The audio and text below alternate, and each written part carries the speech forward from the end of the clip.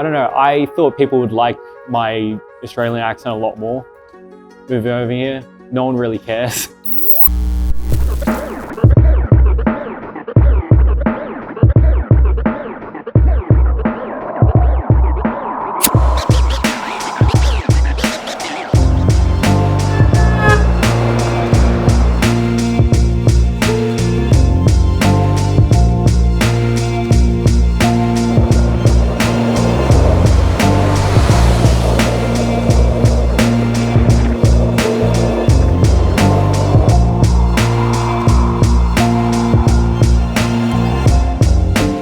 I had so many fears and anxieties moving to the UK.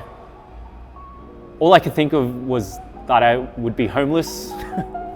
I didn't know if I'd be able to find a job, be able to make friends. I knew that it was going to be a huge challenge, and that if I could overcome those challenges and find those friends and find that job and just make it work, then any other issues I had in life would feel small in comparison.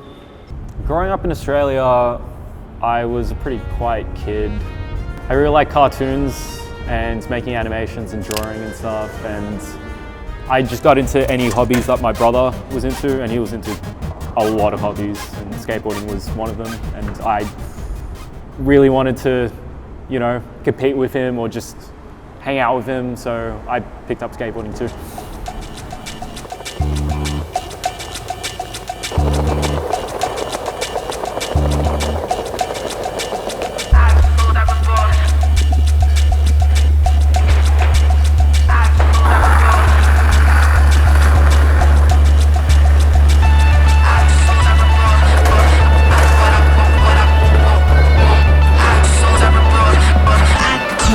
Money.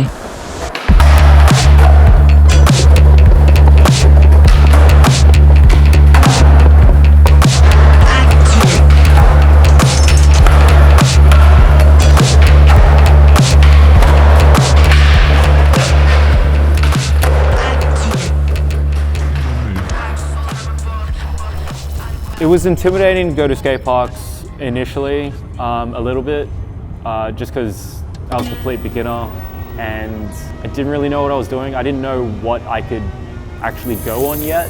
It's similar to the gym when you go for the first time, you're really intimidated, you feel like everyone's watching you. But in reality, it's not like that at all. No one really cares. So I knew that skateboarding at the skate park, it will probably be the exact same thing. Learning tricks, it's really enjoyable. It's like a puzzle you have to solve. You become obsessed over how this trick is done, how to land it perfectly, how to land it and make it look good. Leaving all my worries, I prepare for something new. Whatever it was that held me back, I'm sure it wasn't true. I left Australia because my girlfriend got her dream job in Milton Keynes. I'd never been out of the country before, so I thought it was a really good opportunity to do something different with my life. Initially, we were living in a share house with 5 different people. Me and my girlfriend really wanted to find a place for ourselves. When we finally found one, the landlord's family moved in to the place we were going to be moving into. So we broke our contract, we had nowhere to go. Thank God, my girlfriend had family friends living in the UK that were nice enough to let us stay.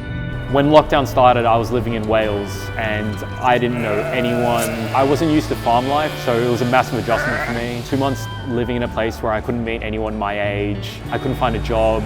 I was fortunate enough that my girlfriend had a stable job and she was nice enough to, if anything bad happened, she would pay the rent for me, and she paid the rent.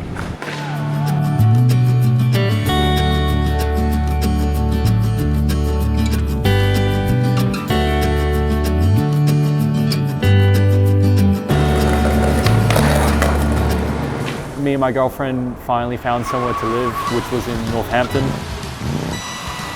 And I had to find any job. The job I found was a warehouse job. The hours were terrible. You go home, you sleep, you wake up tired, and you have to go and do it all again. All I could think of was I moved so far to be so unhappy. So I quit the job halfway through a shift one day because I just couldn't handle it.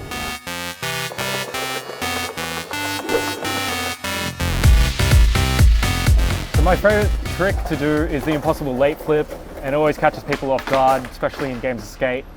And the way I do it is I scoop it like an impossible and I try and get it as vertical as I can. And then I do a late nollie flip and I just try and flip it like that.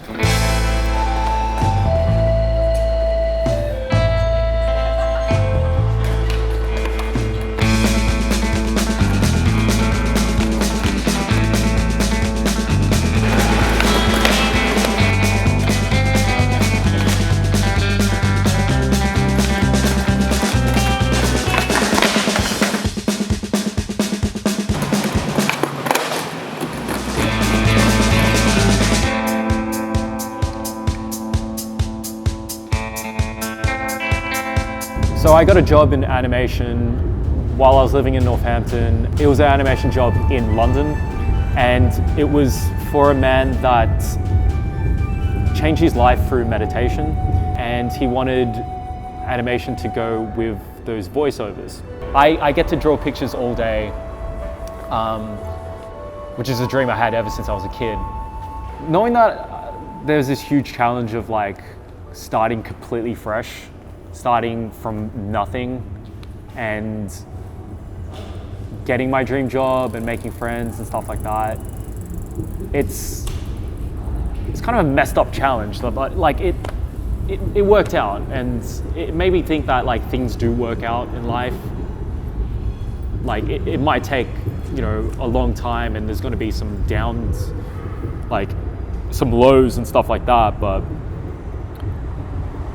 I mean, it worked out for me, but then again, I could have just got lucky.